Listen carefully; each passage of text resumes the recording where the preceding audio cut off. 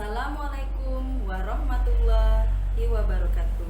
Perkenalkan, nama saya Asyarti Muslim dari Sekolah Dasar Negeri 55 Sridadi, Kota Muara Bulian, Kabupaten Batanghari.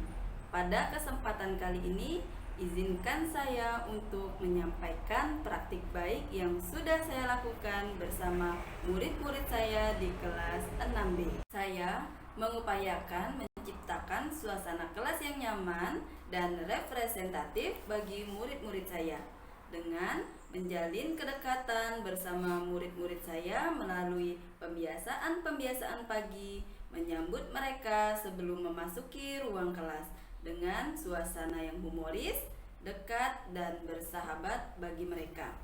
Pada kesempatan kali ini, saya akan melaksanakan pembelajaran berdiferensiasi menggunakan model pembelajaran Project Based Learning pada pembelajaran tema Bumiku, subtema Bumi, Matahari, dan Bulan dengan muatan pembelajaran IPA, di mana tujuan pembelajaran yang akan mereka capai adalah dapat menjelaskan peristiwa terjadinya gerhana bulan dan dapat membuat model sederhana gerhana bulan.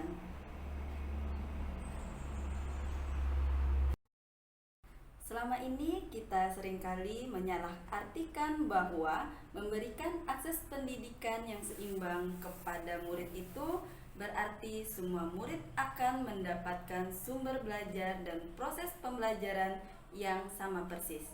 Ternyata hal itu kuranglah tepat. Menurut Ki Hajar Dewantara, salah satu filosofinya yaitu sistem Amung, di mana guru harus dapat menuntun murid untuk berkembang sesuai dengan kodratnya.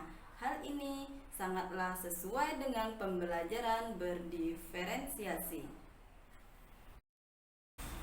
Berdiferensiasi proses pada pembelajaran, saya mengkombinasikan pembelajaran dengan beberapa ice breaking dan game interaktif.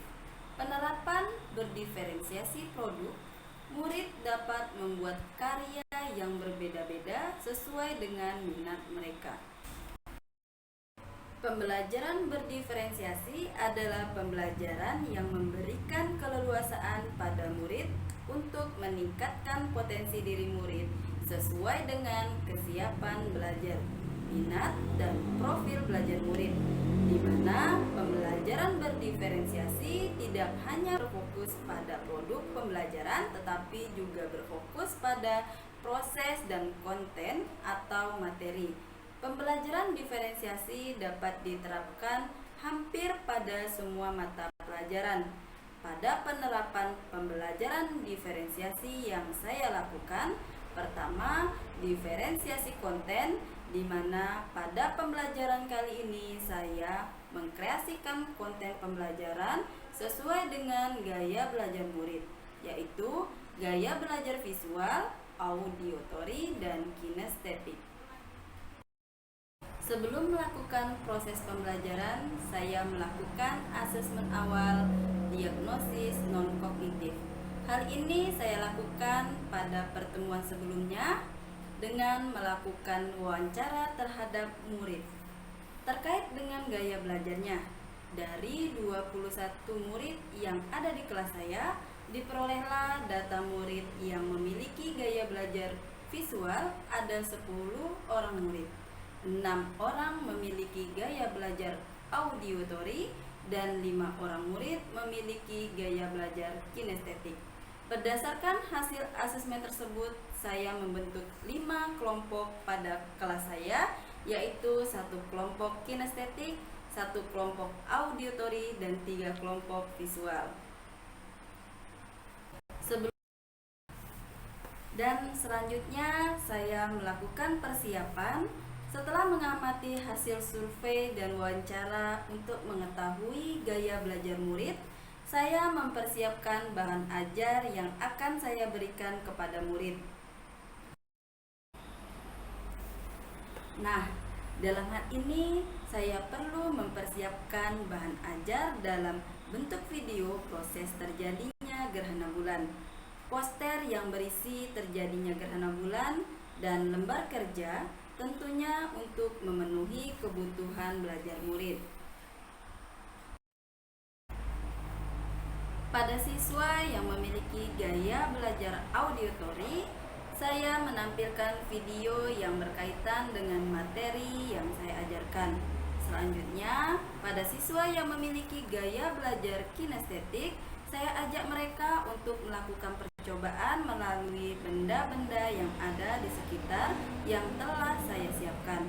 Kemudian, untuk murid yang memiliki gaya belajar visual, saya menyiapkan poster dan bahan bacaan lainnya seperti buku, sumber belajar di internet melalui Chromebook yang telah difasilitasi sekolah. Siswa yang memiliki kemampuan menggambar dapat menuangkan hasil karya mereka dalam bentuk gambar seperti poster. Bagi siswa yang memiliki kreativitas dalam menulis, mereka mengkreasikan tugasnya dalam bentuk tulisan yang dituangkan seperti minibooks, booklet, dan infografis. Bagi siswa yang suka berbicara di depan umum, mereka mengkreasikan tugasnya dengan membuat diorama yang nantinya akan mereka ceritakan di depan kelas.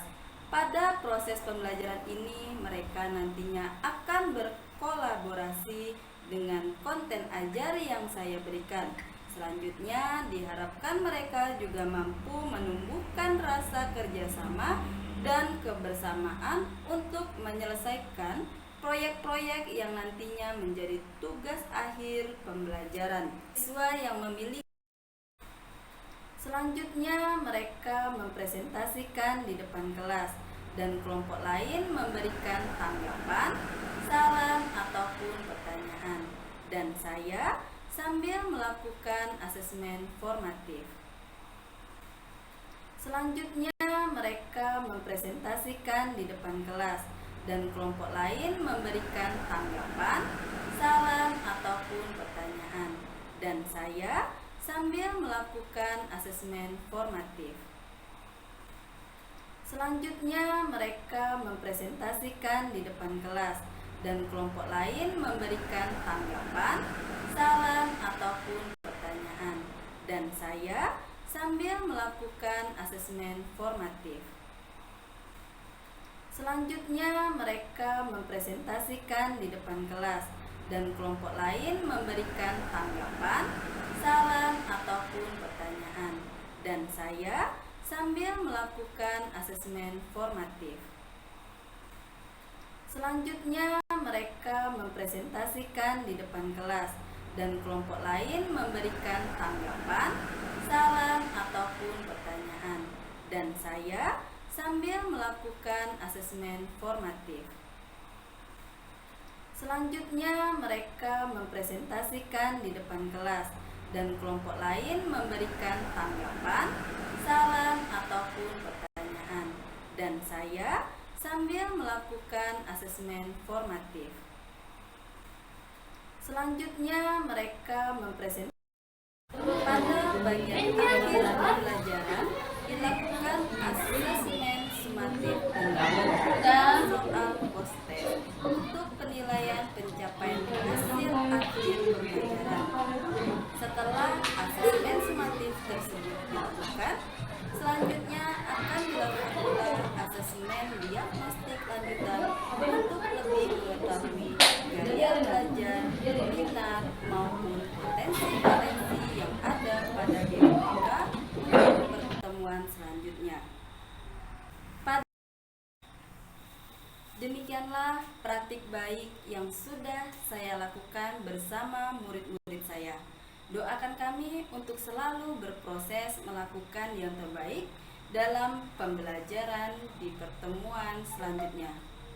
Terima kasih, salam bahagia. Wassalamualaikum warahmatullahi wabarakatuh.